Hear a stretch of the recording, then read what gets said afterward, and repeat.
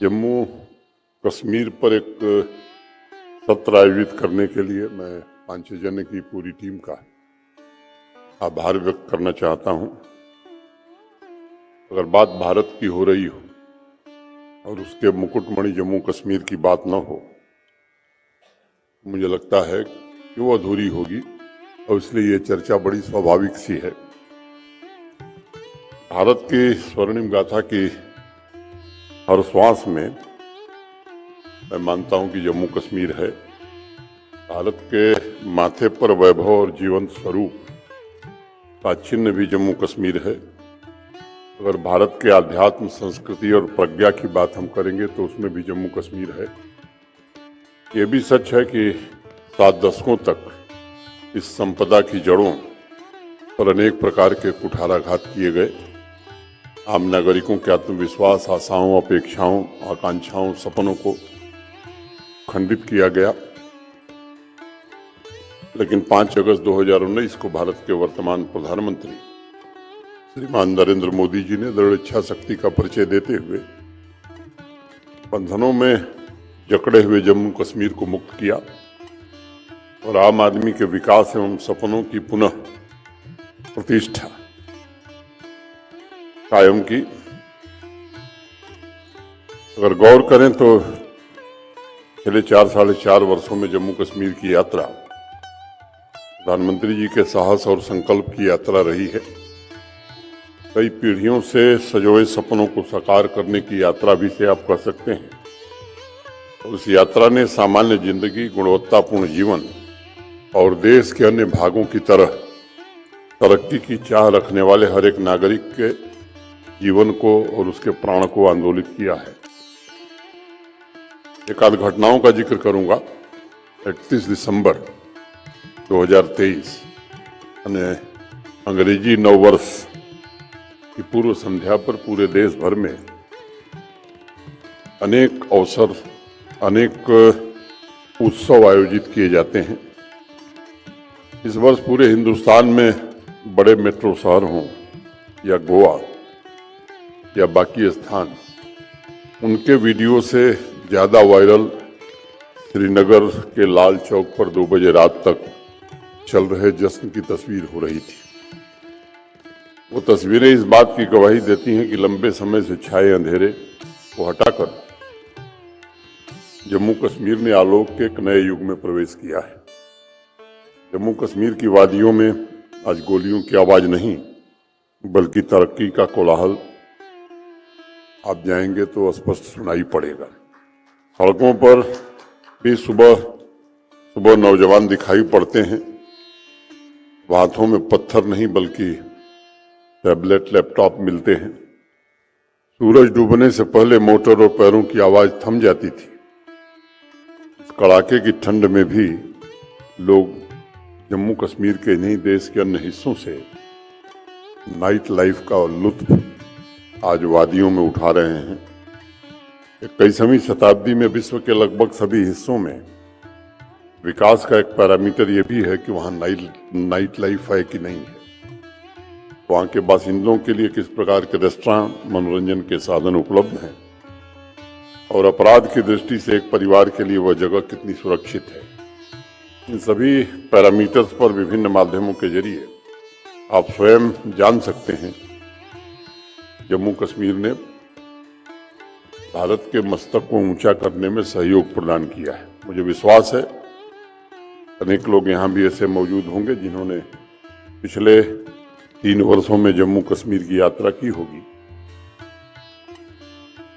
जिन्होंने यात्रा की होगी वो इस बदलाव के साक्षी हैं। सजे सामर्थ्य को भी महसूस किया होगा।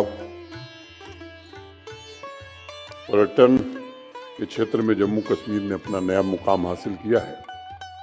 अभी जो वर्ष समाप्त हुआ है 2 करोड़ 11 लाख लोग आए और इसके पहले वाले वर्ष में 1 करोड़ 88 लाख लोग आए थे।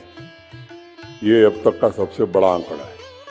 G20 की बैठक के सफल आयोजन के बाद विदेशी सैलानियों की संख्या में 350 गुना वृद्धि दर्ज की गई है। 55,000 लोग इस साल विदेशी सैलानी वहां आए थे।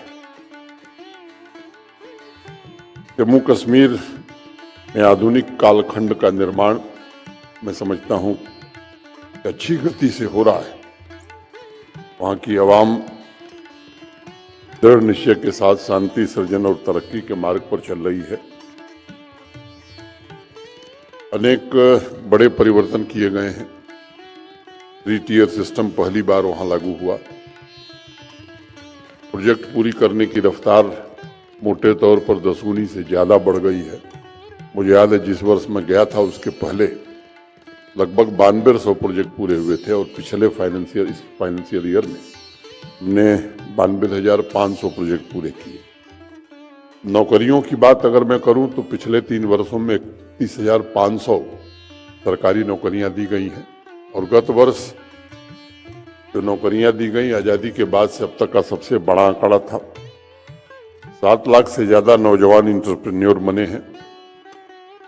मेरी माटी मेरा देश का जो कार्यक्रम अभी पिछले दिनों हुआ था, पूरे देश की आबादी का 1% हिस्सा रहता है जम्मू कश्मीर में, लेकिन कर्तव्य पथ पर जम्मू कश्मीर को ही प्रथम पुरस्कार भारत के प्रधानमंत्री जी ने दिया। ये बात मैं कह सकता हूं कि इस अभियान को अब पल पल जम्मू कश्मीर ने जिया है और आयोजन में गांव-गांव, शहर-शहर मैं कह सकता हूं कि तिरंगे दिखते हैं। आम नागरिक का जोश और जुनून भी दिखता है। लंबे अरसे बाद झेलम तवी, चिनाब और हिमालय की गोद में लहराता तिरंगा, मैं मानता हूं कि 1,40,00,000 कंठों से निकल रहे भारत मां के जयकारे तो आज पूरे देश ने सुना है और यह एक स्वाभिमान और नई आत्मक्रांति की तस्वीर जम्मू कश्मीर ने प्रस्तुत की है। गरीब व्यक्तियों को आवास के लिए 5 मरला जमीन जम्मू कश्मीर में दी जा रही है। मोटे तौर पर 1.5 लाख करोड़ रुपए के हाईवे और टनल के काम प्रधानमंत्री जी के कारण आज जम्मू कश्मीर में चल रहे हैं। किसी भी क्षेत्र के विकास में कनेक्टिविटी का सबसे बड़ा योगदान होता है। सड़क हो, कश्मीर कन्याकुमारी से रेल मार्ग से भी जुड़ने जा रहा है और इस वर्ष ही जुड़ जाएगा। एयर कनेक्टिविटी भी पहले की तुलना में काफ़ी बेहतर हुई है। टूरिज्म इंडस्ट्री और बड़ा सेक्टर मैं समझता हूं कि एग्रीकल्चर एंड एलाइड सेक्टर, वहाँ संभावनाएं भी है। आज किसानों की आमदनी के मामले में देश में हम 5वें स्थान पर हैं। जब मैं गया था तो 9वें स्थान पर थे। एक holistic agriculture development plan Jammu Kashmir के लिए हम लोगों ने बनाया है और देश के अनेक कृषि विशेषज्ञों की सहायता से वो बना है।